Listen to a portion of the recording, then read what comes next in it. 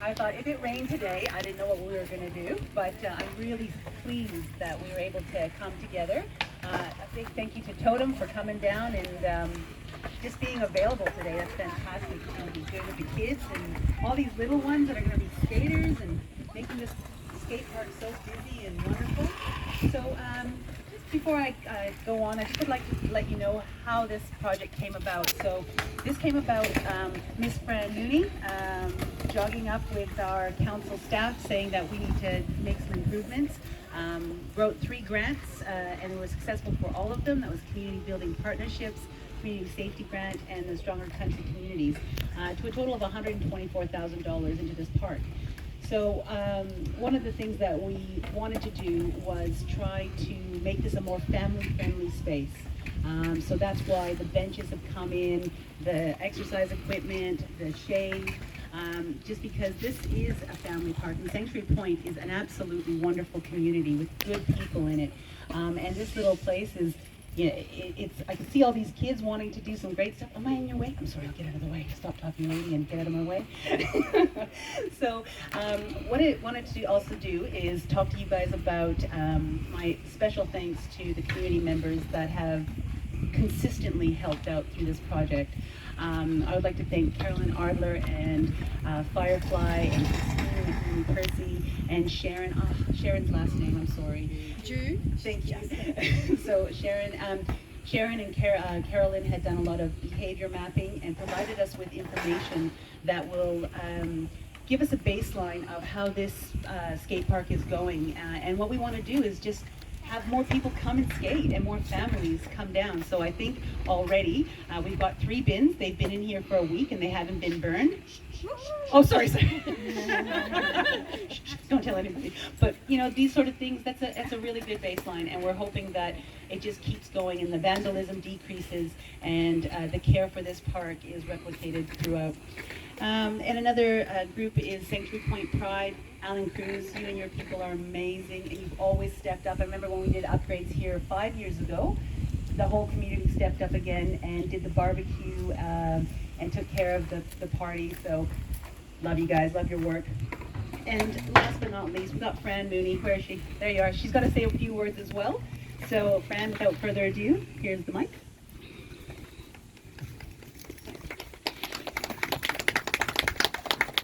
Let's get out of here because he's shy. So it's been a very long, hard road to get here for the last basically over the last 2.5 years. Everybody always says they can hear me. Okay, so sorry about that. It's been a very long, hard road here to try and get things done and improve for the kids, and it has been a hard slog for all of us. There's a few people that I'd really like to thank because over the last 2.5 years, people come and went, and I really appreciate every bit of help that I had. First of all, my husband, poor bugger, the late nights and the emails and the constant phone calls, and it's been like a full-time job, but we've got here today and I'm really proud of what we've all put together. I'd really like to make a special mention to Bob Proudfoot. Bob and I had a discussion about different things that I wanted to achieve for the community and for the kids and the families, and was very supportive and suggested that I get in touch with Alan Cruz from the Pride group. And since that day I've worked alongside Alan and his group, and they've been very, very supportive of anything that I've brought to them for the community, and I thank you very much for that. Just being a single person and not really being part of a community group can be very daunting at times, and it's lovely to know that the community do want to support you if you have an idea that's worthwhile for the kids and the families. Second of all, I'd like to make a special mention to James and Rebecca Crisp, who aren't here today. They've had to go to a family thing up in Maitland, but James was instrumental in pushing me to improve this park for the kids. He actually come from Gosford, and their park had a very poor reputation, and by the community getting in and doing something, it's actually become quite one of the most successful parks on the Central Coast. So I thank James and Rebecca for their support. I'd also like to thank Chris and Sharon from Between the Flags. They've actually, since day one when I've tried to clean up, have been kind enough to have brooms and garbage bags and dustpans available for anybody that wanted to go over or come and give me a hand to clean up. Because I was constantly up here cleaning up, raking up, which is where I met John Zabota, and I thank John as well. John come up here quite often with the broom and cleaned up the broken glass, and just, you know, the community really started getting in. Once I made an effort, other people actually come along, so I thank John for that as well. Council. So there's quite a few people I need to thank in council, because over the 2.5 years that I've been doing this project, people have come and gone. First and foremost, Clinton Kroger, Paul Clinton. You probably didn't know what hit him when I rang him for the first time. I was constantly calling him, as he was the person that was responsible as part of his portfolio for the skate park. So I thank Clinton, if he's still in that role, for what he did for me. There was also Elizabeth, who I'm not sure if she's moved to another area or if she's just left, Elizabeth Finch. Okay, so she was also helping. Ian Grant, who's since retired, he was very good with his information on what I needed to do to move forward. Donna Corbin, who's actually not here today either, because she's with the grandkids waiting for the Santa truck. But she's now moved on to BBCR, and we've continued a good working relationship together as well for the community. And last but not least, Lily Hutchinson. We all need to put our hands together for Lily, because she has worked extremely hard to approve all the grants that have actually made the improvements possible, and taken numerous phone calls and webmail and whatever from me, and probably thinks every time she sees it she cringes because she knows I want something else. Again, to the council for the grants. Again, we wouldn't be here without them. So then I move on to Sanctuary Point Public School. Sanctuary Point Public School use this area for morning tea breaks, lunchtime, afternoon tea breaks, and the fact that there was always broken glass and the area wasn't really any good for the kids was another reason that spurred me on to make sure that it was made safe for the kids in the area.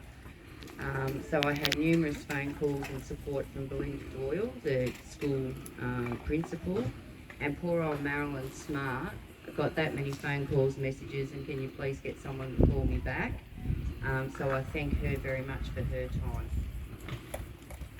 School, Sanctuary Point School P&C were also very, very supportive. I began a petition to try and get this up and running and to get the improvements that the kids had actually asked for. And my friend Jessica Todd over here and also Kendall Burnett were very instrumental in just constantly running around, and I'd be ringing her, how many signatures have we got? Can I get them off you? Where are they? We need them. We've got to get these into council. And everything I asked for, Jess was there. And has continued to be there today, and has also decided to come on and join our group for community support. So I'm really, really happy that she's decided to come into our new group as well, the Community Champions. So welcome Jess, and I'm sure you'll be very welcome by the rest of the group as well. I'd also like to thank Joe's Cafe and again Shop Between the Flags. They actually took on these petitions and tried to get as many people as they could to sign them. And then we move to the next person on my list. This lady, after all the ground foundations were actually laid, I had a persistent woman that just constantly messaged and called me and wanted to get in touch with me and have a meeting. And I was a little bit dubious as to why this woman just kept pestering me all the time, because certain people on Facebook had made a lot of comments saying, you'll never do this, you'll never be able to improve anything, I don't know why you're bothering to try. And I was a little bit concerned that this woman that wanted to meet me in person had ulterior motives. But I thank Carolyn Ardler so much.